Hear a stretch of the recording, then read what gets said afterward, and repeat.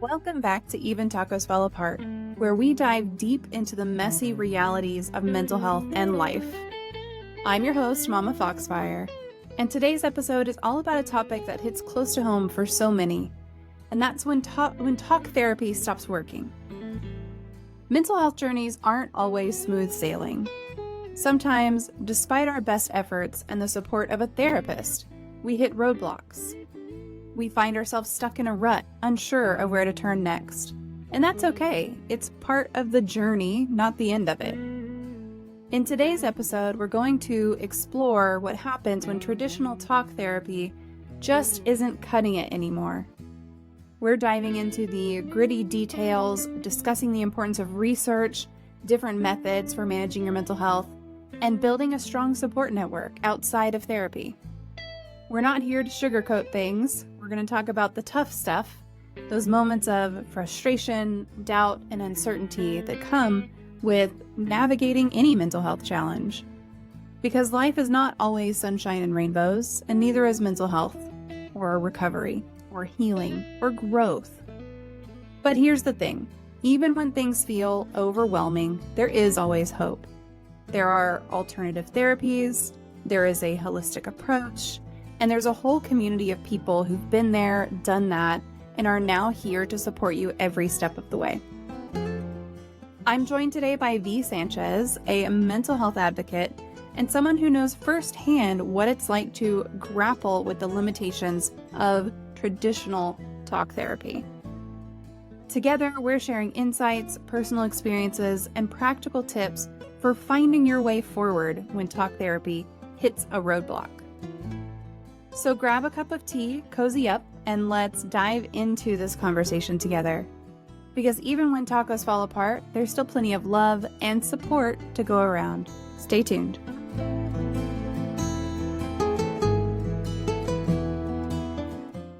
Okay, hello everyone. Welcome to another Mental Health Monday here on Even Tacos Fall Apart. Appreciate you tuning in. I hope that you are ready for a wonderful conversation. Our topic is a really good one. We're going to be talking about when talk therapy stops working, and we have a wonderful guest with us today. This is Vee Sanchez. Vee is joining us today, and we're going to talk through a whole bunch of different things. I do have a few links for you, and I'll go over a bio as well while I post those. So a little bit about Vee. Vee's own battle with depression, which began at the tender age of 12, took on new dimensions during the challenges posed by the COVID-19 pandemic. In the pursuit of finding help, Vee discovered the power of storytelling and the willingness of others to share their stories and expertise. This revelation sparked the creation of a remarkable collective united by the common goal of supporting one another through shared experiences. Vee is a long-standing mental health advocate through a collective of 16 years in social service and human resource, which you don't look old enough to have, by the way. And today she advocates promoting mental health and neurodiversity awareness and workplace inclusion. So we're going to talk about a whole bunch of things. But before we dive in, Vee, I just want to say welcome and thank you for joining us today. Thank you so much for having me and for inviting me. Absolutely. A couple of things before we do dive in. Growling, I see you. Thank you. I'm not even going to repeat that comment because I don't want to talk about it. So there we go. But if you have any questions that you would like to ask tonight, feel free to put them into the chat and we will make sure to get them asked. We do have a question queue if you're joining us on Twitch. If you're joining us on YouTube, just type them into the chat and I'll make sure to grab them. And if I don't grab them in a decent amount of time, just type them in again and I'll get on my promise. But if you're here with us on Twitch, type !Q, follow that with your question in the chat, hit enter, and that'll put it into a question queue and we'll get that covered for you today. So Vee, like I said, thank you so much for joining us today. I'm really excited for this. Now, we talked about some of the things you do for work, and you're a mental health advocate, and you're a podcaster. What do you enjoy doing when you're not doing all of that? I really enjoy sharing time with friends and just hosting. I love having family and friends over. I don't get to do it much now because I'm transitioning through a couple of, family and health issues. But aside from that, I really love to spend time and build community. Just sharing a good conversation, a good meal, and tacos that fall apart as well. So, anything that has to do with just talking and connecting with people, I love doing. Yeah, I love that. And hey, thanks for the little plug on the name because that's what it's all about here. It's just, first of all, tacos are delicious. Yeah. And even if they fall apart, they're still delicious. And it's kind of what you're saying with the conversation. Sometimes the conversation is just little bits and pieces and you got to kind of pick it up and you need someone to be that host and to be that community builder. So, sounds like you do that very well. We pull in the fork. That's right. That's absolutely right. We've got a great question in the chat by Mark. Welcome, welcome. And she would like to know, what is your favorite poem? There's a poem by Julia Alvarez called 33, and really brief. It talks about just starting for the first time as a 33-year-old. And so a lot of us go through our 20s and feeling like in your 30s you should have had everything. But there's one thing we sort of keep pushing away that we want to start. And so that poem talks about just encouraging you to be curious and to start at whatever point in your life to do that one thing you've been putting off. Yeah, I love that. Sometimes they put out these lists of like so and so was 40 whenever she started this, or so and so was 50 before he started this. And I really love those because while I am, how old am I? I'm 39. While I'm 30, oh no, I'm 38. I'm almost 39. While I'm 38, it's like there's still so much life left to accomplish things, right? And I've done great things in my life. I'm not lamenting that I haven't done anything with my life because I truly feel like I have. But it's nice to just be like, okay, well, I still have time to do things that are going to make a difference and to make that impact. So that was Julia, and you said Alvarez? Alvarez. It's called 33. 33. Yeah, Okay. it's part of a collection of poems that she has. So you may be able to find the actual poem on the internet, or just go to your public library and look for a poem book from that author. Yeah, perfect.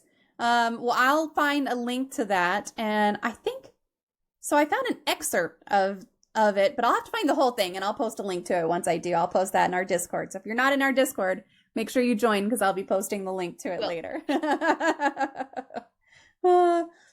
Growling says the key is to put your taco on top of a tostada shell, and when it falls apart, it's just more of a tostada. Yes, yeah, absolutely. It's like a layered taco. It is. It is. That's exactly what it is. I like age as a start what you want now encouragement rather than a too late idea. Yes. Oh, I absolutely agree. It's never too late to do something that you can be proud of. It's never too late to do something that you can feel like you are a part of. It's just never too late, ever. And timing is sometimes perfect at whenever you choose to really start that new chapter in your life, you know? Yep. And one day you could be the name on that list of V at the age of 27 started this, or at the age of 57 started this, or whatever. You can be the next name on that list. Thank you. What is your favorite life hack? I would say free trial periods. Ooh. I'm pretty intuitive when I want to try something new and kind of ask a lot of questions. But there's that one time or one period when you're like, all right, I bought a full subscription of something that I don't like and you absolutely hate it, where you can't even be like, no, I want my money back.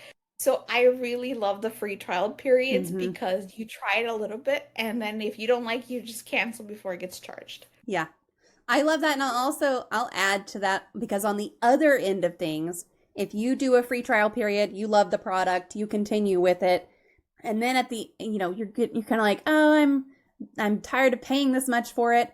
Call up that company and be like, hey, I'm thinking about canceling, and see if they'll give you a cheaper rate. Like, all they can do is say, well, we'll help you cancel, or you can stay at the same rate. But most of the time when you do that, they're willing to help you. They're willing to cut you a little bit of a deal to keep you as a customer. So I like that. That's a good life hack. Try it. Do you have an all-time favorite book or a book that you wish more folks would take the time to read? Yes.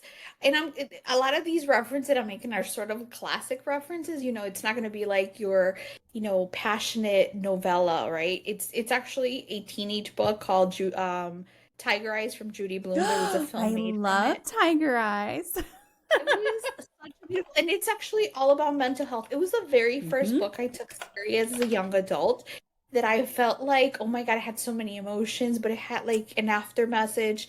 with a bit of a twist plot in there, and I didn't really finish reading the end, or didn't remember the end. So I reread it as an adult, and I was like, wow, it's such a beautiful and candid and innocent story. It's my Yeah. all-time favorite. I think I should give that one a reread because I haven't read in a long time, but I mean, my copy of that book was torn up by the time I lost it. I've read it I so many loved that times. book. Yes, yes, it was so good. Unless I'm thinking of, so that's the one where, well, I don't want to, well, that's pretty early in the book. Like she's in New Mexico, right? That's part Yes, of, yes, okay. All right. I was like, yes. that's it's pretty early in the book, so. I think Judy Bloom is still alive. Okay. I don't She's know. like Is 90. she? She's like 100 years old. I don't want to Really? watch her listen to us, right? I love her. I think she's like a young adult published author in the 70s or late 70s, early 80s. So a lot of these books are like third generation, Yeah. readings. But I believe she's still alive.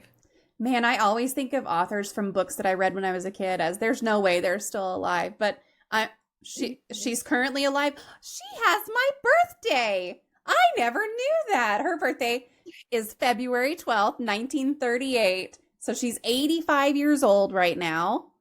And she has my birthday. All right. That's awesome.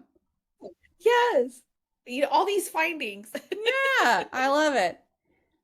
Can you Yes. share a little more about your personal journey with depression and mental health? Absolutely. So, I have what you call the perfect combination.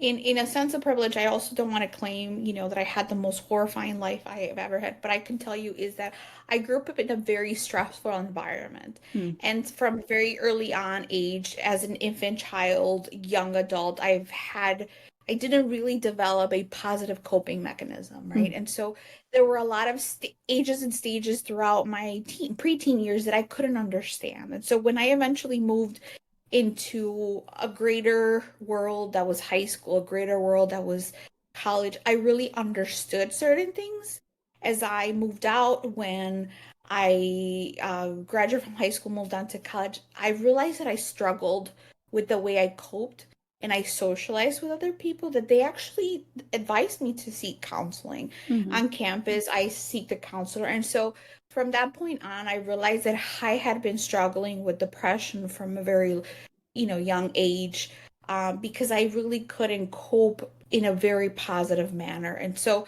I went from the age of 18 all the way to current times, trying to find a good therapist. And I always say that finding a therapist is like dating.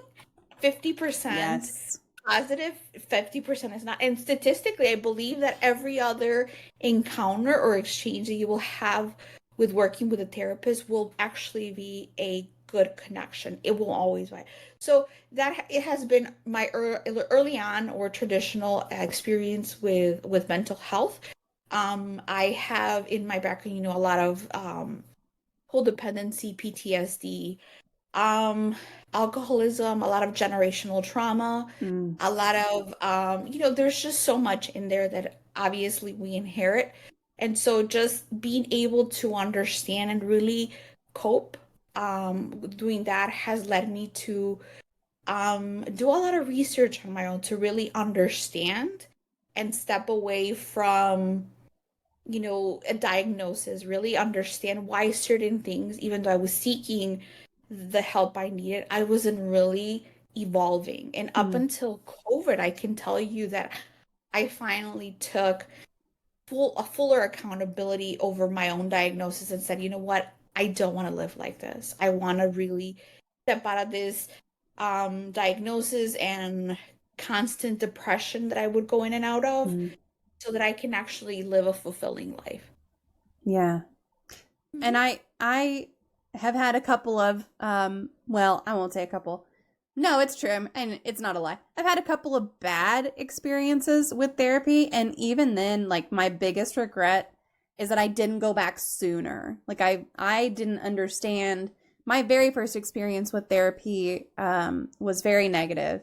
And so I didn't go back for a really long time because I thought that, well, that's just how therapy is.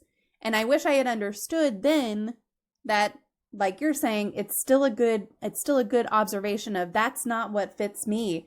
If you're looking at like dating, it's just someone who's not a good fit for you. You just got to go find someone else.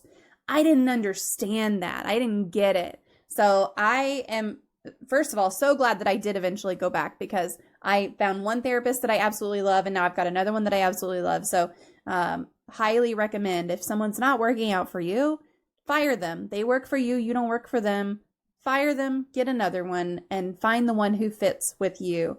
And yeah, I mean, it's hard to go to therapy and be like, okay, well, I've got this diagnosis, right? And now I'm sitting here and I'm like, okay, well, I'm depressed and I know what it is now, but also what do I do about it, kind of, right? Yeah. I mean, you can start from a very early on, very, let me call it naive, or perhaps uninformed situation where you really don't know what's going on. You just Mhm. don't feel well, you feel unwell, or perhaps you're getting the feedback that maybe you should seek out help, or intuitively you want something more. And so you go through the traditional route, which, to be honest with you, that's where we should start. Mhm. We should start with professional help. And so all of the relationships in our lives have a beginning and an end, right? People die, people move out, people relocate, people transition, people grow older.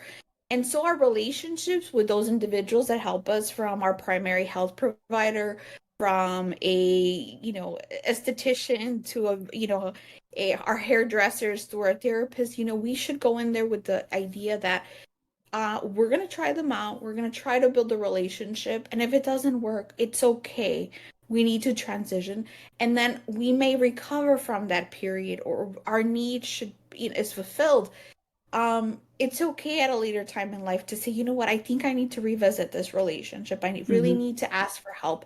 I'm not feeling well. Talking to my friends or my network of support is no longer enough. I really need to hear from someone that is a professional. And so that's something that's very important. I think in recent years it's being made available that not every relationship with a therapist works out. Yeah. So it's 100% okay to keep shopping Yeah. It around. really it really is. And also you can get to a point with the therapist where they don't have anything else to offer you, really. You've learned everything you can from that person. And it's okay to look at them like a teacher also. Like, okay, well, I've taken your class and now I'm going to go to a different therapist and take their class for a little while and see if that helps me too. You mentioned COVID was really kind of a turning point for you. Was that, were you still in traditional talk therapy at that time? Did you start going back to traditional talk therapy at that time? What was it about COVID that really kind of struck you? Sort of striked a lot of us, and Yeah. many of us, to really reach out and say, okay, we have all this time to think. Let's just work on ourselves because we have nothing else to work on, right? We have a subsidized life for most of us. I'm grateful for that. And so what striked is, I think it was a perfect storm. I had just finished massage therapy school up in the city, and so I had moved back home so that I could find an apartment closer to my family. And in the interim of between November and February, a 4 month period, COVID hit. And Hmm. so there was no point of me transitioning out when we didn't know how long this storm was going to be. And the first year passed us by. I started doing hikes. I spent more time with mom, with dad. They're semi-retired. And so it was like a nice thing, right? Year two, the second loop hit. And that's when we all got diagnosed with COVID. Oh, And so to really, our network was a lot looser. Our restrictions were more, we had a small circle of people, so we could kind of regain our lives back. So to kind of go back and say you need to shelter with all these people for 14 days drove us insane. It yeah. drove some of us to really create high levels of anxiety. My father was hospitalized. I was in a really bad shape, and I said, I really need help because I'm not okay. So then Mm. I reached out to a therapist. I was very intentional this time with what I wanted. And some people will say I knew what I wanted in my life partner. I wrote the criteria. They had to be self-sufficient with $1 million, and brown and handsome, whatever that is, right? I went in with my ticket items for this therapist, and we can definitely go into those. And it was very successful. And that's when I said I reached at the end of the road for a year and a half because I'm also codependent. So I had a good relationship. I didn't feel strong enough to leave that, you know, client therapist relationship. And I didn't feel confident enough to say I need to go out into the world by myself. But eventually, talk therapy stopped working in the sense that my therapist said, I'm going to ghost you. We're done. Type of thing.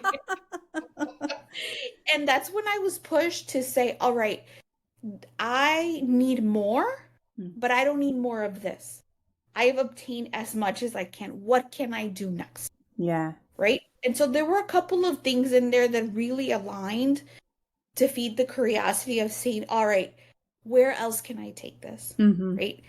And between TikTok research and people within my network, I started searching for a more holistic mental health approach, which helped me wonders and tremendously because I think from that point on, I was able to really pinpoint the things that I needed to work on and find solutions that were more tailored for me. And that's how, the podcast came to be. I love that. Yeah. So I would love to know what some of your what was on your list a little bit. Do you remember what was on your list? Yes. So I'll reveal you my biggest secret, right? Since you said I was so young. I went through what is called an existential crisis, but it was really a midlife crisis, right? I turned 40. And so when I turned 40, I finally said I no longer want to live like this, and I want to go for the things I want out of life. A lot of the things that I've been postponing. And so when I finished therapy, one of the things that the therapist was like, I can't help you anymore, right? And I said, hey, I've heard of EDMR, I believe it's called. I've heard of hypnosis. I've heard of tapping. He said, I'm not qualified to do those things, right? And those things, through an insurance perspective, were either very difficult to get covered or very expensive. So then I started researching, right? A friend of mine and now became my life coach, referred me to what is called REST, which is RREST. You're welcome to look at it. I'm not endorsing it, but one of the things that taught me was it's this 2-hour session. And now that I've done the research, it's a combination of hypnosis, meditation, EDMR, and tapping. It's a suite product, and I call it SUIT suite. It's a combination package that really puts together different modalities for you to work through one emotion. Which, let's say you have a fear of abandonment, right? And I feel like I'm worthy. Well, let me work on this emotion, right? You work through these different modalities in this enclosed session. And that allowed me to really put behind a lot of that PTSD and a sense of worthlessness behind. And once I froze those emotions, I was able to kind of like Mario Brothers pass on to the next level. And so eventually I started conquering a lot of my own demons or a lot of my own fears to really be able to move past a lot of the challenges that were subconscious within my mind that I couldn't manage through just talking about them through therapy, because I really needed to do something else that was in a non-traditional manner for me to really move past those. So those some of the items I was able to eventually, past COVID, really move out of my parents again, because we created a codependent relationship after 3 years of COVID. I was able to pursue the type of job that I wanted. I obtained a better job. I was able to fulfill one of the dreams that I always wanted, was of the podcasting. And because I was going through this transition of finding modalities, I said, all right, I'm going through this. I want to connect with different people. What's going to give me a position of power for me to call these individuals and professionals, for them to share their experiences, their story, their product, whatever it is. And that, by having a microphone, it allowed me to connect with so many professionals in the field that are highlighted through the podcast in different modalities. that I had the opportunity to really experiment with my own story and the different things that they recommended. Some things are great, some other things I think align with different types of personalities. But the podcast in itself was the alternative for me to begin and for me to put past my own trauma and heal a lot of things, right? Yeah. And so now year two, I'm working on self-actualization, right? And it's amazing. It's really giving me the alternative. So honestly, what I could tell you that has been the number one key is curiosity, right? If there's something that's not working for you, that's not being fulfilled, look it up. There's someone out there else sharing their story that is one step ahead of you that can walk you through the journey just listening through their Yeah. story. And I wholeheartedly agree because podcasting and doing these live shows and everything, I have met some of the coolest people, some of the Yes. coolest, even the coolest mental health professionals. Like you don't think of, Yes. oh, that therapist is so cool, but like y'all know Jessica. Come on, she's cool. Like there's Yes. some really cool people who I've gotten to meet. And then people like yourself who've had these experiences and who have done some things that I haven't tried. Like I haven't tried EMDR. I've never even heard of this RREST stuff. So I'll be looking into that later. It's just really neat to get those connection points and say, okay, well, I've talked to someone about, you mentioned tapping. I've talked to somebody about that and talked to somebody about hypnosis. And we kind of went through a lot of questions about that. And it's just like, you get to learn about all these things and take this information in and then be like, I'm interested in that. Let me look up that some more later. So, yeah, podcasting is an amazing connection Absolutely. point, I think. Absolutely. And someone who's always willing to share their story, Yeah. and really give you a little bit of a perspective and Hmm. something. And the way I can honestly say is like, even if the topic is not going to provide you 100% guidance to the next step, it is going to give you bits and pieces of information that you're calling out for that you need that will take you, hey, I learned a new term. I've learned this new acronym, this new terminology. Let me look it up on YouTube and learn a little bit more what they Yeah. do. Hey, they mentioned an emotion that I feel identified. I will also tell you that TikTok has been a rabbit hole for me that I think has been like 50% of my own discovery journey. And even the other day, I discovered, like, I think it's called fawn syndrome or fawn responsive syndrome. That is something that I'm still struggling with that I couldn't identify, right? And I'm like, let me look it up, right? And I 100% felt identified. So now I got another, I'm not going to say diagnosis because that's not the word that I want to Yeah. say, but it's something that I can maybe look, hey, how are some people responding or managing this concept or group of line items that you feel identified with? And maybe what will work for me so that I can conquer Hmm. that setback. Mhm. Yeah.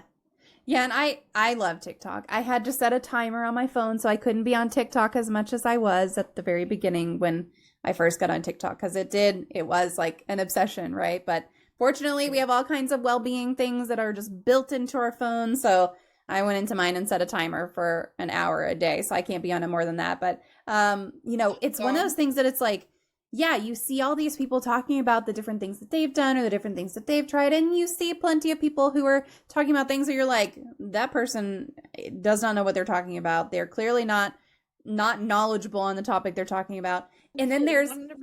the side of TikTok that I'm on are like the angry affirmation side, and that resonates with me so much where they're like yelling in this metal music these affirmations about how wonderful their audience is and stuff.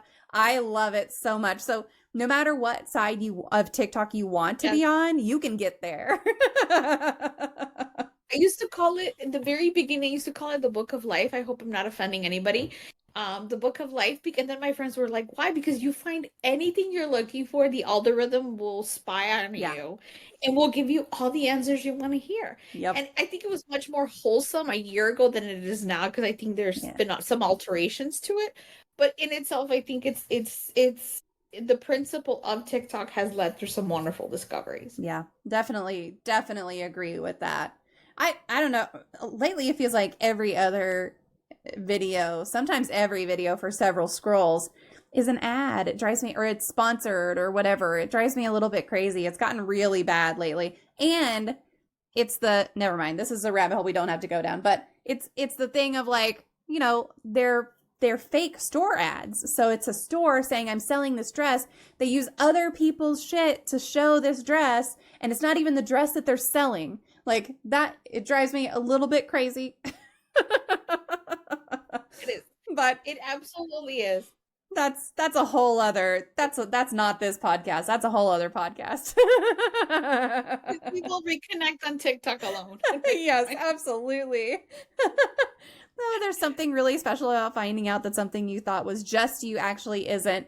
It has a name and you're not alone. I truly, truly Yes. love that about TikTok too, because you can be scrolling through, and there was one just recently that I saw, I don't remember if it was yesterday or today, about ADHD and sleep.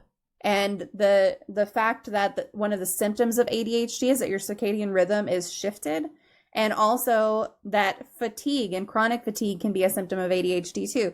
And there are so many of the comments on that video were like, I had no idea this was a thing. I had no idea this was something that could be related. I'd never heard of this, which now the DSM-6 has actually put that as a comorbidity for ADHD, but it was not in, that's new. Like that's brand spanking new. That was not in the DSM-5. It hasn't been talked about very much. And then look, so many rabbit holes here, but then in Discord today, Fee was talking about that women weren't included in clinical research until the 90s. And so it's like a lot of the things on TikTok, because I get all the videos, it's like, well, if you're a woman, you might experience this that men don't experience. For ADHD in particular is one that comes up a lot. And it's like, well, women weren't really studied until fairly recently. So it makes sense. There's just so much research and so many factors that can curb research, especially in defining behaviors, the social, economical subdivisions of your research. How were those represented? Is there any correlation between, economics and the individual? There's just so much. Women and men just alone, children, boys and girls, age groups. Yep. There's all kinds of stuff you can pick at, but it's that sense of community that you get from knowing that you're not alone, which I think is what a lot of people are after. And folks, the community for this podcast is that way. I'm sure the community for your podcast is the same. It's people who want to feel that connection with other people who get it. And that's something that is really valuable that you can find a beginning of on TikTok. So yeah. Hey, it's a virtual community. It is. Now, you talked about a couple of things in there. You talked about EMDR and tapping and hypnosis. Are there other unconventional? I mean, those are fairly mainstream now, but are there other alternative methods that you have explored in your journey? There is a list of items that I still need to finish exploring. Mm-hmm. Among those is psychedelics. I'm not sure if it is something that I will try. I'm a little hesitant. I would say scared. But part of the podcast that I've tried was like, you can still get some of the results through other now unconventional traditional medicine, right? Or traditional methods. But I think overall, I think those have been part of what I've tried. I think life coaching, meditation, journaling, yoga, life changes. I think it's somewhat of a cycle. You kind of graduate from talk therapy into curiosity. If you're mature enough in your own journey to really drive that mental health, I think ultimately one of the important things is to really also shop around for individual professionals they can help you navigate through those things, because we cannot go in there blindly, about, hey, I tried hypnosis. This is a hypnotist. They may open things that you may not be ready for. And then now you're walking around with suitcase of unresolved emotions that you don't know how to manage. And a therapist may not be able. So I think for the most part, I think those are the ones. For season 2, one of the things that I'm going to explore is really managing to push myself and push the things that I still feel struggled. But I think overall, I think some of those are the main ones that I can tell you um, are um, are the ones that how can I say, those are the unconventional. They branch Mm-hmm. out to different criterias. Each one of those that I mentioned are somewhat of their own little world and have subcategories, and anyone that's interested in navigating through those should definitely explore how they correlate with other practices, because some of these really combine into different packages and offer you different experiences. But I think just Yeah. understanding the main ones and what they do is really fun. Yeah. And it is very important to do your research before you're just like, oh, I heard about tapping. I'm going to go try it. Tapping's probably not the best because it really, I don't know that it necessarily opens some things because it's more focused on the here and now and kind of resolving how your body is responding to something. But things like hypnosis definitely do. They definitely have the capacity to open something up that you're not ready to address, that you don't know how to address, that the hypnotist didn't know was there, and so you just gotta do your own research before you decide to try things. You gotta also make sure that you're honest with your providers and make sure that they understand the full background. There are plenty of people who will just be like, oh yeah, I'll do a hypnotherapy, whatever. Just give me the money. Like there's plenty of people who will just do that. Make sure you're working with a provider who's asking for the whole story because it does Absolutely. absolutely make a difference. I have one that I just thought about and I had forgotten about it. I'm still just getting back from the holidays. I don't know if you've touched base, if you feel comfortable talking about this, but one of the recent ones that I just tried, it was one of the last ones that called on, and we can talk about how I got there. It was kink. Yeah. uh, BDSM. Uh-huh. That is something that, with caution, can also Mm-hmm. help you deal with trauma and mental health. It is a can of worms, it is a rabbit hole in itself, but some people do utilize it Mm-hmm. to alleviate and manage or conquer some of their traumas and navigate through some of the mental health. Yeah. Um, it's something you can try, you can read, you can look into it if it is something that you're interested in. But it's definitely something that, just like psychedelics, it has its own crowd. Yeah. And I will say with that as well, with BDSM, you definitely want to make sure that you're going to someone who is experienced and knowledgeable because there's plenty of people out there who will just be like, "Yeah, I'll do that." And then you don't necessarily know what you're getting into. So again, it just goes back to research the community, ask for references, ask for referrals, talk to the people that you know. Maybe if you're talking about kink and BDSM, you don't want to go talk to your mom about it. I mean, I would go talk to my mom about it if I wanted to, but that might not be your relationship with your mom. So, but ask a friend or something who might be open to talking about it. And for a lot of things, not just, sex positivity related or trauma coping or anything like that, but ask your friends for recommendations for things that they've tried too, because it really does make a difference. And then for psychedelics, I recommend this show all the time because I love it so much. And I am also afraid to try psychedelics. So I can't give you any like here's what I've done. But there's a show on, I think it's on Hulu, called Hamilton's Pharmacopoeia. Love that show.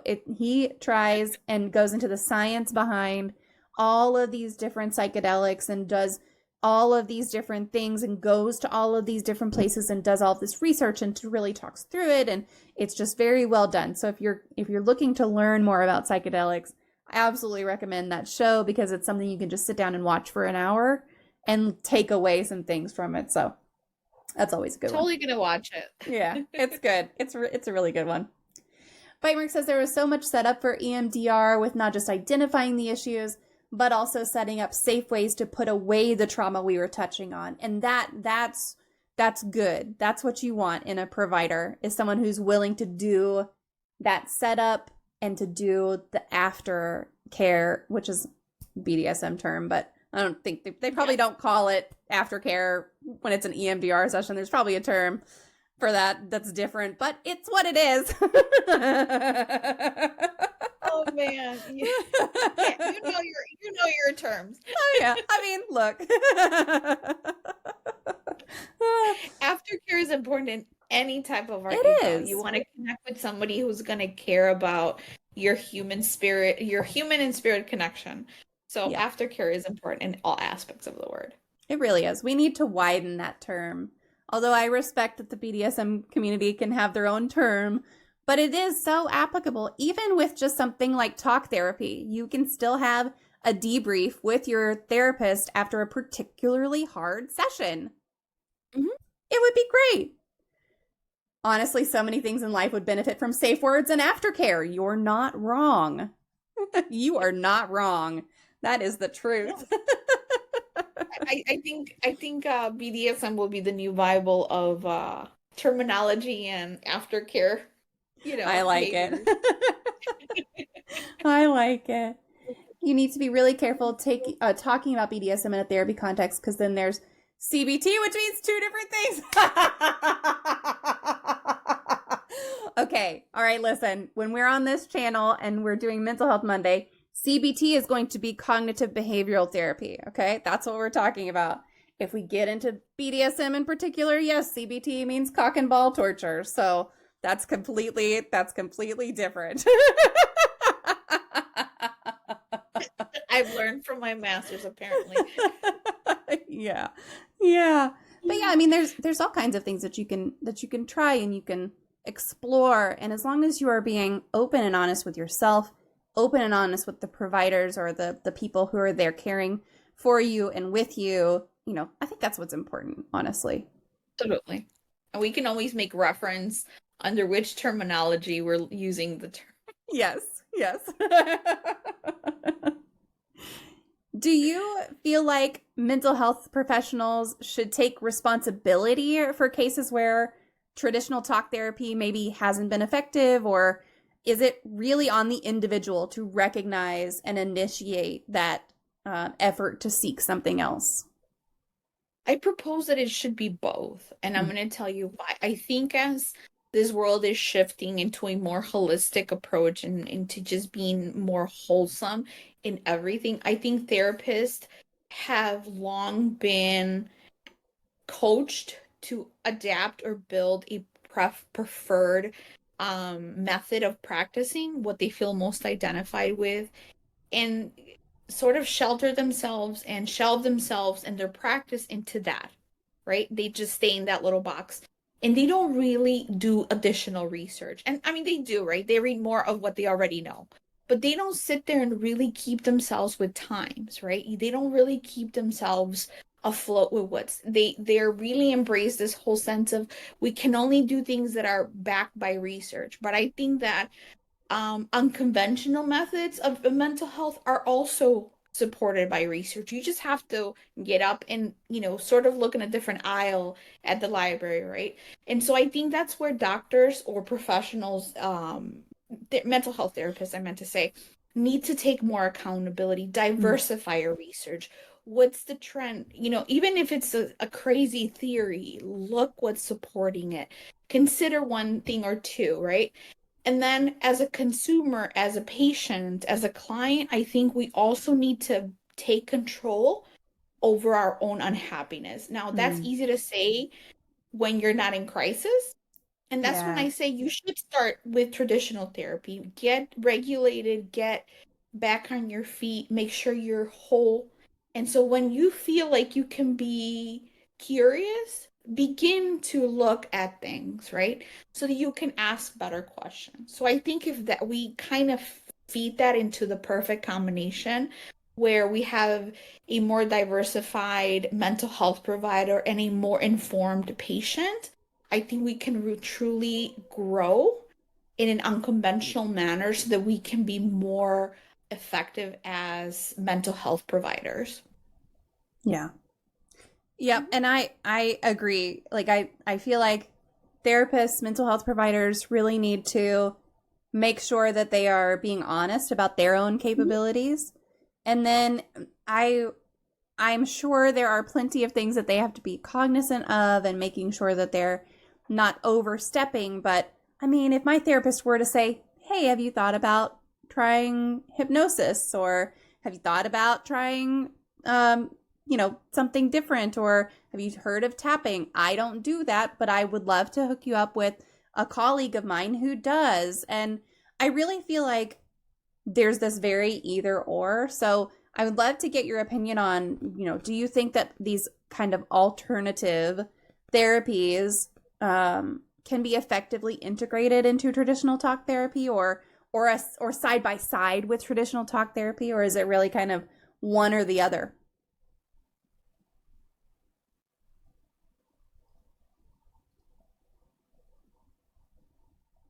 And I feel like you could probably do both, right? Like it's not just you can only do talk therapy or hypnosis. Like you can still do both, don't you think? So for for those who may be struggling with talk therapy or traditional methods, what advice do you have for them on exploring alternative approaches to mental health, and kind of how does someone get started with that? Look for keywords. Look for keywords. Look for diagnosis. I mean, I hate to sort of, capture someone on behind a diagnosis, but also look at the things you've struggled. What are some of the common denominators in your story, right?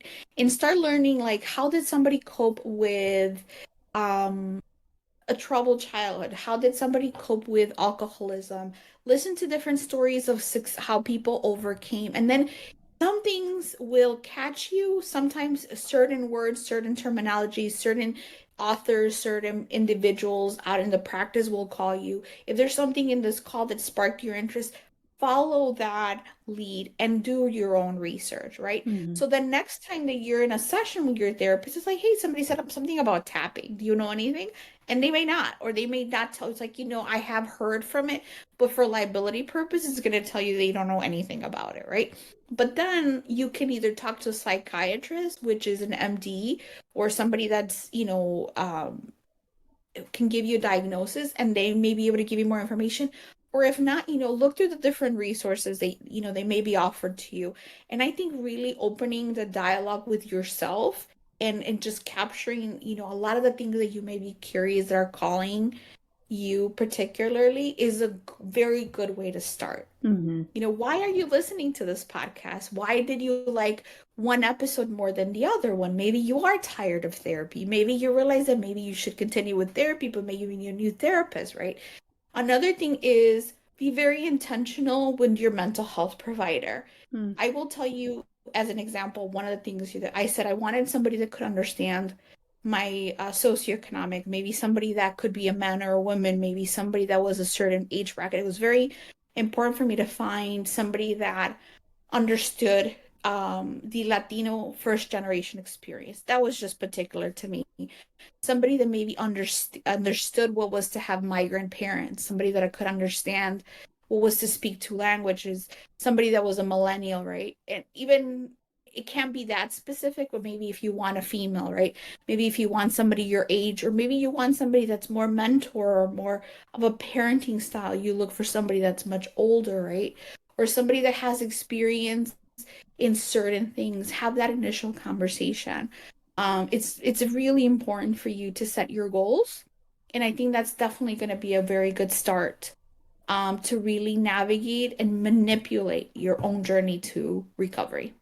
Yeah. And making those lists, I mean, we talked about that earlier, but making those lists, it can be really helpful to figure out what you do and don't want, because it's not that you're trying to figure out, okay, this is exactly what I want to try. But if you look at it from a lens of this is what I'm trying to accomplish, or this is what I'm struggling with, or that kind of thing, and then you lay that over with these are what I would like in a provider, it can really help you narrow down what to try first, or what order to go in, and to say, like, okay, well, it's going to be easiest to do this first, so I'm going to try that first. Or it's easiest for me to find someone, or this is something my therapist was aware of, and that they could help me find someone to help me try out this different method. So yeah, I mean, that's definitely a good first step, is just to sit down and really think it through and kind of talk it through. And like we said earlier, go back and ask for different referrals from people that you know, or listen to different podcasts, or scroll through TikTok on a certain subject, or anything like that can be really, really helpful. Absolutely, and the worst that you could do is, have a failed appointment with a therapist that you did not connect with. and just keep going. And if Mm-hmm. any of these line items that I just gave you don't make any sense to you, then just start shopping. Go the old way. It's kind of like going on speed dates, right? You try one, it didn't quite well work. Well, as long as you're not seeing two therapists at the same time, like dating, sort of. Well, I mean, to each his own, right? Then you can keep on going, right? And then you go back to whoever works. I don't think they're gonna take it personal. Not many therapists really call you like, hey, why are you having you come in and why haven't I seen you? Right? Yeah. Um, just find a way to really change Mm-hmm. something you don't like. It's a free trial, right? Yep, Well, not free, but absolutely. What and you can also like you can disclose to someone, "Hey, I'm just here. I'm interviewing different providers." You can say it that frankly if you want, if you're comfortable doing that. You can say I'm interviewing different providers to see who's going to be the best fit for me. So I wanted to do an initial consultation and just see how we got along. There's nothing wrong with doing that. absolutely not. I think you could definitely also, just like you said, try out different podcasts. Yeah. If those podcasts give you leads, try those leads. Mhm. Try many rabbit holes, go into different directions, really get its and pieces and see what sticks. Yeah. Now, I want to talk a little bit about your work because you work as an advocate to promote awareness of neurodiversity and workplace inclusion. How do you strike a balance between acknowledging the value of traditional mental health and talk therapy and also encouraging folks to explore unconventional approaches? I've definitely explored and maximized my own curiosity. And I say this so that if to you is painting, to me is talking, right? I looked for the opportunity to build a new community, right? That was my own need. So apart from your own needs and create the system the balance you need, right? To offset that need. For me, it was creating the podcast that is brand new, once or half a season, I like to say, because the other half is still coming. And balancing your passions with what you do for work, right? It's been a long journey. I'm not gonna tell you, say, hey, quit your job and search your dreams. It's a journey. It's Mm-hmm. really a journey, but the best thing you can do is offset your own needs. And so to me, working on the things I love is a perfect balance. And you also know that, you have a stressful 9 to 5, and I say that in quotes because I'm sure you work longer hours, but you offset it with the passion of connecting and creating this beautiful community that you have, because that makes your heart beat, right? And so when you Mm-hmm. know that you have that ongoing, there's no such thing as being, online in 9:30 my time, right? That you're talking to someone because it really makes you happy. So Yeah. I think that is the balance, right? Find something that you absolutely love, and there won't be forever. You may change paces, you may change directions, and you may want to try new things. I think that's really the balance. And then if you do have a dictated source of income, start incorporating gradually things you like that really dictate the things you love, right? So I Mm-hmm. love advocating for others. I love bringing opportunity and information from my own experience of discrimination as a neurodivergent individual, as a person with trauma, as a person who maybe had a bad day with their boss, were not emotionally regulated, and found themselves fired one too many times, right? And so you suddenly find yourself that in order for you to change your own narrative, you need to advocate yourself. And then you suddenly realize there's a whole band of people that have gone through that. So if you find love behind the things you love, then I think opportunities and time build themselves for you so that you find that perfect balance. You're not going to be able to do everything you want at once, right? But I think that to me, that's the way I find balance behind the things that I advocate for. Yeah. And that's very true. Like I have a very stressful job, just stressful day job, and I work definitely more than 40 hours at that. And then, I do this podcast, which is not only the live shows on Mondays, but also all of the editing and all of the intros and all of the outros, and you know how much work goes into a podcast. So I'm, kind of preaching to the choir here, but it's a lot, and I do it because it does energize me. Like I would not do this voluntarily for a topic that I wasn't passionate about. And so because it's something that really does energize me, that's what kind of keeps me going. I have a cat hair on my face somewhere that I cannot, like, I can feel it, but I can't find it. And it's driving me absolutely crazy. And I have no idea. It keeps itching. But yeah, Yeah, if it's not you, allergic. yeah, I'm not allergic, fortunately, but boy, is it driving me a little bit crazy.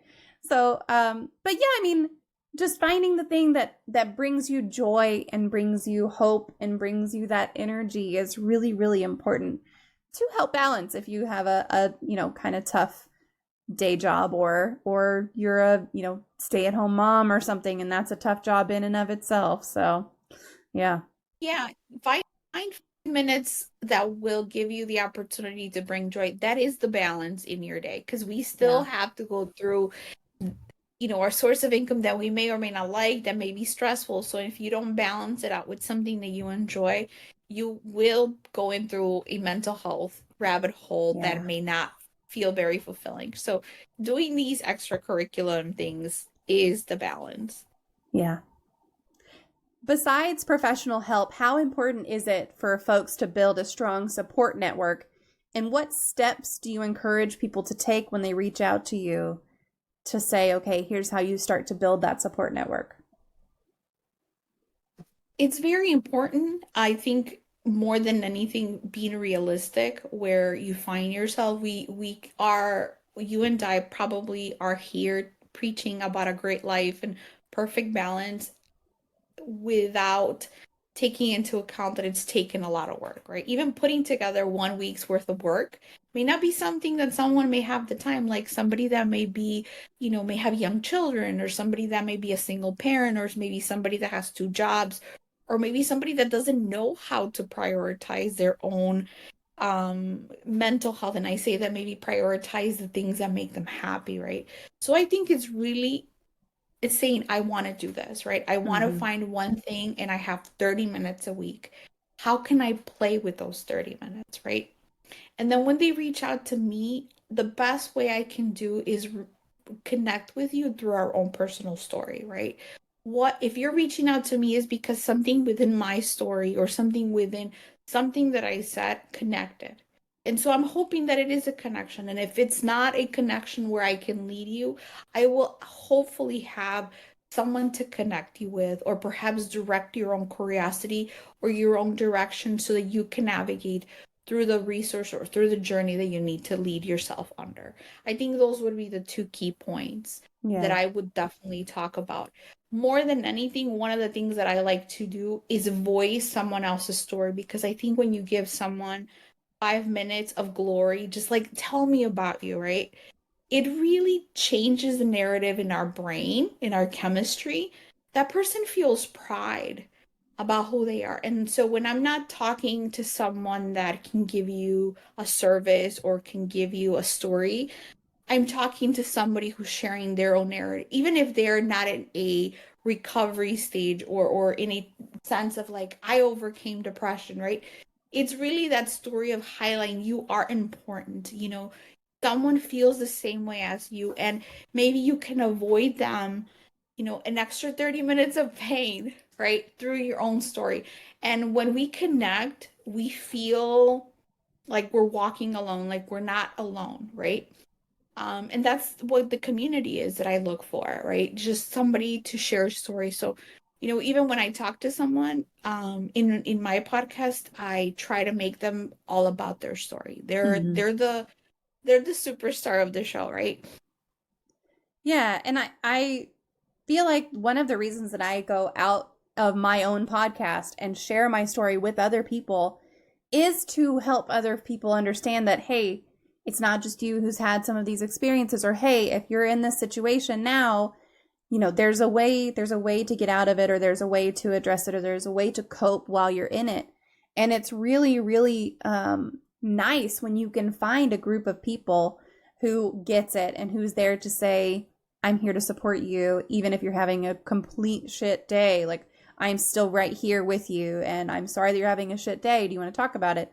It's so much easier to carry a burden when you feel a little bit less alone. So, yeah, I wholeheartedly agree. I think in the darkest period, I'm sure you had one, I've had one, is you feel like there's no one like you. Mm-hmm. There's no one that shares Yep. your story. And I think a light bulb or a shine of light within that dark moment is understanding that your neighbor went through the same thing. Mm-hmm. They understand. And when they're genuine, it's sort of like they're reaching out to give you a hand and say, hey, I may not have the answer to you, but I know exactly where you're going through. Let me Yeah. just give you your hand and let's just walk together Mm-hmm. and let me hear you out. And it's a 360 for someone. Yeah. It really is. Yep. Absolutely. So I see we've got a couple more folks here. Thank you guys so much for being here. If you have any questions today, we are talking about what to do when talk therapy stops working. So feel free to pop your questions in. And Parks, thank you so much. I appreciate that very much. And yeah, we're gonna keep going here. So I know that some folks might have a concern that exploring alternative methods could delay people from seeking kind of necessary treatment. And you've mentioned a couple times, like talk therapy really is where you should start. So how have you come to that conclusion that talk therapy is where you should start versus the versus starting with the alternatives? You can start with the alternatives. I'm sure that at 16, if you're doing psychedelics, the last thing you're going to do is listen to me and say, "Hey, go see a therapist," right? It's like, "Hey, I'm not even legal enough for consenting." But, in a traditional retrospective is alternative health is a maturity model. Mm. It really is. It really is. I mean, they do say that sometimes conventional medicine will make you sick, but definitely I think it would be negligent from my part to tell you to begin your own journey with an alternative approach, right? You can do it one at a time to see how you navigate. But if somebody is in crisis, the starting point should always be traditional talk therapy, finding a therapist. That is what is supported in a research base. A lot of this information is given to you in a very general sense of recovery and an alternative to your own story, but there may be underlying medical conditions that may need medication, right? If you're schizophrenic, I'm not going to go tell you to, calm yourself with yoga. It would be very irresponsible of mine. So I think the best way I can address it is that alternative, unconventional, holistic approaches are a complement and are a maturity model in anybody's journey. Yeah. And I really like the way that you put that as well, because like we were talking about earlier, you can absolutely do talk therapy at the same time as you can do trying some different approaches. And if you want to try hypnotherapy at the same time you're doing talk therapy, you can work with both providers, or maybe it's the same provider. Maybe one provider covers both for you, and that's acceptable as well. But it's always good to start with someone who is highly knowledgeable and who can say, hey, you know what? I don't know enough about that, but let me connect you with a colleague. Like we were talking about earlier, I connect you with a colleague who's an expert in that, or I'll do some research and we'll talk about it next week. Just find the person who works with you in the way that you want to be supported. And yeah, it's great to try these other methods and to see what works for you. Whatever order you do that in is okay. Make sure you're checking in realistically with yourself and with all of your providers as well. It's really, really important. Absolutely. Now, there will be times when a provider will tell you, well, that's not research based, I mean, and like I said, the only area where I think some caution should be practiced is psychedelics. Yeah. Because like if you're schizophrenic, if you have borderline personality, a lot of those psychedelics can definitely push back your condition. Mm-hmm. And so aside from that, a lot of the things that we talked about as alternatives to unconventional healing methods is they will tell you, that there's not a lot of research based on that. But if you talk to the right therapist, they will tell you, I have heard of that. And I tell you Yeah. this from very personal experience, after talking and working with my last therapist for about a year and some time, is I highlighted very specific methods. And he said, you know what? This method I have tried, it's very expensive. Do your research. And so it took a lot for him to open because, like I said, there is a liability factor. Mm-hmm. They cannot, guide you in things that they are not number one licensed, number Yeah. two, there's no research base, and number three, things that they may not feel comfortable talking about, right? So just have that in mind that your doctor or your therapist will tell you, no, don't go that avenue. It's the best thing you Hmm. could do is just stick to therapy and medication, right? And that's why I say it's a maturity model. I think eventually you will find the timing and the niche and the practice that you can complement with your own talk therapy. Because there will be times where it's not enough, or Yeah. my doctor will, my therapist ghosted me. He's like, I'm done. I can't see you anymore. You asked too many questions. You asked too many questions? They said Yes, that? yes. Oh, Well, too many questions he couldn't answer. yeah. Oh my So gosh.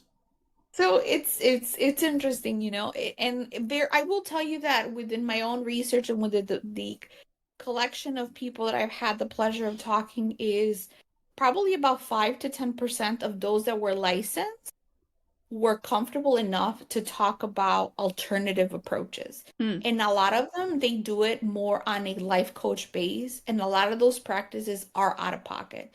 I Yeah. remember a couple of them, we did talk about more on a traditional scope to define some symptoms and diagnoses, but there were others that had an aligned life coaching practice where they would, like you said, supplement their theories and their approach in traditional mental health, and then bring on some alternatives into the way they approach coaching. So it's more like a coaching perspective. But yeah, I would tell you that about 10% of professionally licensed therapists will be comfortable to offer you advice in holistic mental health Hmm. medicine.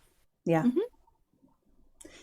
Now, I would love to talk about your podcast a little bit. Your podcast is called Maybe This Is How It Starts. So, how does your podcast contribute to the mental health dialogue, and especially for those who find traditional talk therapy insufficient? What kinds of things do you cover? Yes. So I do honor that traditional and my roots into talk therapy. I do cover some approaches with some professionally licensed therapists in a responsible manner, I would like to believe. And then I go down the rabbit hole of really just going through different alternatives and finding. So I just said, all right, I'm going through this. I need to find just unconventional methodologies, right? Who's in it for it? And I've had the opportunity to talk to many professionals that have incorporated, packages or suites or their own way of putting things together. Because, I may come up with my own way, right? Not me, but necessarily, but a professional. And then just talking to them, right? And with my own story, doing a lot of the questions that I would be curious, right? And really navigating through some of my own challenges and pushing those under their own loop, and then incorporating some of the personal stories of individuals who've tried those things as well. So I kind of do the dirty work for you. You don't have to hire all these professionals and say, I need to try hypnosis. I mean, you should, but a lot of the things where if you feel like, I don't really want to try that, I want to try or find a little bit more. Ultimately, what I look to achieve in someone is be curious about a specific topic that will lead on to your own research in your own journey for your own mental health, right? So that you can ask questions when you're still in talk therapy and eventually reach that point where, like, you know what, I feel strong enough. I feel like I need to elevate and work from trauma to self-actualization and say, all right, I'm struggling getting on to the next things. I want to, buy a farm, leave civilization. Why can I not do it, right? Because I have commitment issues. Well, now we work on commitment issues, right? So ultimately, that has been the goal, is to provide that door of curiosity and invite other people to be curious about their own journey. Because I feel that if something calls your attention and it sparks an interest, that it's something that's aligned for you. So I can't sit here and give you specific advice, but I'm hoping to, through the different episodes and stories and episodes, I can spark your interest for 5 seconds on something that will lead you through your own journey. I love that. And I feel like that is so aligned with what we do here too. So if y'all If y'all haven't already gone and looked up, maybe this is how it starts. I'll post another link for everyone in the chat to be able to just go find that. I've got a Spotify link. There's an Instagram link. There's a TikTok link. Y'all go, make sure you subscribe. If you listen, make sure you review. I can't explain to you how much just leaving 5 words on a review on any podcast platform helps so much. It helps visibility. It helps the algorithm just to recommend it to people. So please, please, please go like and subscribe to Maybe This Is How It Starts, because it sounds like it's totally worth it. And if you like this show, I'll bet you're going to like hers too. So in your experience, how has your podcast fostered a sense of community for folks who are going through maybe some transitions in their mental health journey? I will tell you that people are more open to wanting to share their own story, right? Mm-hmm. I start with a really crazy, catchy intro, and that was the ball of fire that drove me to look into the podcast. So the first season, you're not going to find a lot of my personal story that's sort of captured in that first trailer, right? But that's for season 2. I wanted to get the basics, the reference, the footnotes, right? Those experts talking about, hey, Veronica V, what are you talking about? Is this something that you're making up? No, there's actually different movements of different ideologies out here to talk about. So people start conversations. People talk about, like, you know, codependency. And so I think one of the things and the feedback that I've received from the audience is, like, people are now so tabooed about talking about kink as an approach, right? Or talking about their own story. I have friends, and now after a whole season, they're like, hey, I know you reached out to me about doing an interview. And I said, absolutely. This is why I think your story is important and aligns with my message. So I think more than anything, it's made people comfortable with what they felt uncomfortable with in the very beginning, right? And so we will get to that kink episode and my experience in New York City eventually. And I think it's all about just ripping the traditional concept and breaking taboos. That's what's been the beauty about Maybe This Is How It Starts. It was a lost project. I didn't know where to start. And I'm like, all right, shit, let's see if we can start here, navigate through this curious movement, and really build community in the sense of feeling identified with other people and coming together. And so the collective is still growing. It's still building itself with providers, with stories, with anecdotes that you feel so identified with, people who have such a warm heart about talking about their own experiences and really feeling normal. Mm-hmm. It is so important to talk about all the things, right? It's important to talk about sex. It's important to talk about death. It's important to talk about all kinds of things that have to do with mental health, that have to do with physical health, spiritual health, whatever you want to talk about, religion, politics, all of it is important to talk about because all of that is part of who we are as humans. And I feel like when you shy away from those conversations, you really miss out on getting to know people and getting to know yourself too. So I love hearing that you have friends who were like, I didn't get it, but now I get it. So I'm so happy that you have built this space, and it sounds like you've got a really positive community. I love that so much for you. Thank you so much. Now I'm getting started. I'm not as huge and as great as you are, but definitely I have already fulfilled the minimum goal with this podcast, and it was finding my own healing.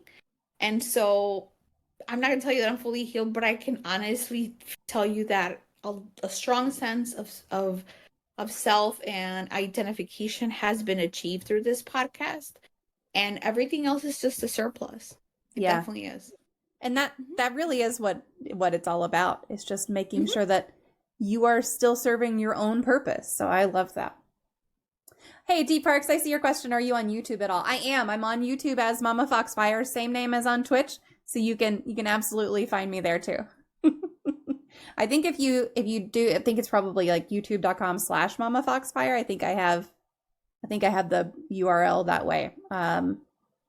If it's not that, if you just search for MommaFoxFire, you'll find my channel for sure. Well, we are to the magic moment of the stream, and I happen to have this magic wand right here.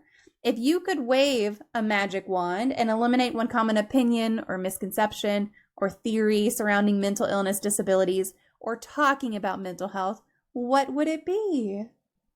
Yes, if you don't know it, you don't trust it. I Mm. think we need to trust, but we don't know. A lot of people don't trust what they don't know, what they don't understand. And so I think that there's a lot of misconceptions, lack of inclusion, discrimination that happens out of that belief. And a lot of times we don't know it. We can go through the world and saying, well, I'm not like that. I normally try new Yeah. foods, right? No, you don't. So I think if we were to ideally in this world, we were be more intuitive about things. Not everything we don't know is necessarily good for us, but be open to curiosity, to respect, or to maybe understand or be comprehensive Mm. or allowing of what other people are or how things may be. I think we would evolve so much as a society. So I would think I would eliminate that misconception. I love that. And it's so true. Like if you, especially, you mentioned foods. So I made a soup tonight, right? And it's Yes. just a sausage soup and it's got some vegetables in it. It's got some beans in it. And my 10-year-old doesn't necessarily like soup very much, but he Yes. sat down and he ate his meal that he fixed for himself because I was already cooking and I'm not going to cook 2 meals. So when that happens, he fixes his own dinner. I sat down with him at the table and I said, "Do you want to try just a bite?" I said, "I'll get you a piece of the sausage out of it. I'll get you a bean out of it. You want to try just that?" And he tried it and he was like, "Whoa, that's actually really good." And I said, "Okay, well, do you want some?" And he said no. And I was like, "That's okay. At least you tried it, Yes. you don't have to take it on yourself, but it's just something that if you are willing to try it, if you are willing to step out of that little comfort zone, you can learn so much more about yourself. You can learn so much about people around you. It's just really something that that viewpoint that you're willing to learn and experience something new will take you so much further than having a closed mindset of I don't know that, I don't trust it. So It works both ways. Isn't it interesting? You initiate the new trial and he has to try it, but then you also have to come back and respect that after yeah. trying it, he didn't want any. So I'm like, all right, Yep. that's it. That's as far as we can go. We fulfilled the need here. It's Yep. amazing. It's really amazing. It goes both ways. Yeah, it does. And he's pretty good. He's pretty good about trying new things. Sometimes he's like, "No, I'm not going to try that." And I don't push him too hard, but I definitely have set the boundary of, okay, this is what I'm cooking for dinner. If you want something different, you're going to fix it yourself. And he's got plenty of options that he can fix himself without using the stove, without even using the microwave. So he's got all the food parts to make himself whatever he wants to eat for dinner. But yeah, it's amazing what kids will be willing to try if they know that you're not then going to force them to continue with it if they don't like it. So you got to build that space where they're, "Oh, I'm sorry, kitty, I just smacked you in the face." You got to build that space where they feel safe enough to try new things and know that they're not going to be, forced into something else. Go over there. Well, Yeah, thank you. absolutely. That Yes. was such a wonderful conversation, V. I appreciate you taking the time. Like I said, if y'all, I'm going to post your socials one more time. And if y'all have not connected with V, make sure that you do so. And thank you so much for being here. I'm going to open up to any remaining Q&A. So if folks have questions that they want to ask, feel free to pop them into the chat. And then V, if there's anything that we didn't cover that you want to cover or anything you want to plug that you're working on, I'll just give you the microphone for a little bit. Quick question for you. So what do you do when tacos do break or fall apart? What, are we talking like literal tacos or are we talking Yes. life in general? Literally. So I get chips and I just scoop the chip up and eat it like a little nacho. That's what I do when my taco breaks. I grab a chip and I scoop it up and I eat it like it's a little nacho. That's awesome. Isn't it awesome how it's something such a simple concept, and you have 105 ways to really resolve that problem. Probably would grab a fork in a formal setting. If I'm not, I'm just gonna eat with my finger. Get Yeah. my hands in there. Yep, Finger absolutely. food. Yeah, you could pick up the lettuce and the meat and the cheese and like just eat it. It's fine. No big deal. Yep. It's fine. You eat pizza with your hand. You eat chicken with your Yeah. hand. Yeah. Listen, you can finger absolutely food. grab a spoon. That's, you can grab a spoon. That's totally valid. You can get a fork. You can get a tortilla. You can get whatever you want. You can mix it in with your rice and beans and eat it that way. Salad. Yeah, whatever you want to do is totally valid. Yeah. I love it. Oh. Well, thank you so much for having me. I really, really enjoyed it. This is definitely a great opportunity, and I'm happy to understand and know that mental health and fun can correlate in a platform, and so it's nice. Not everything has to be formal and uptight. Yep, very true. Very, very true. We are far from formal and far from uptight here. Bite Mark says, thank you so much for being here. I had a great time, and now I have a new podcast for the rotation. Perfect. Yes, absolutely. Thank you. Growling says, just remember all it can do is become a taco salad. Yeah, sure. I mean, taco salad is wonderful. Salad. Me too. Yes. It doesn't feel guilty. You can leave the shells, the carbs on the side. Lactose if you're sour cream, and have yourself a taco salad. I love taco salads. And you don't even have to feel guilty about the carbs either. Like, you can get rid of that food shame entirely. There's nothing wrong with carbs. It's part of a well-balanced meal. So I think it fits anybody's world, anyone's need at any capacity. Yep. Taco 100%. bar. little taco bar would be wonderful. I love those. Thank you so much for taking the time tonight, Vee. I appreciate it. Chat, give me just a little bit. We will be back playing some games. Let me disconnect with Vee offline, and I will be right back. Stick around. I hope you found our conversation about when talk therapy stops working both insightful and relatable. As we reflect on what we've discussed, remember that navigating mental health challenges is a journey, not a destination. There will be ups and downs, twists and turns, but with the right support and resources, you can find your way forward. Whether you're considering alternate therapies, building a strong support network, or just taking things one day at a time, know that you're not alone. We're all in this together, learning and growing along the way. If you enjoyed today's episode, please consider liking, subscribing, and leaving a review.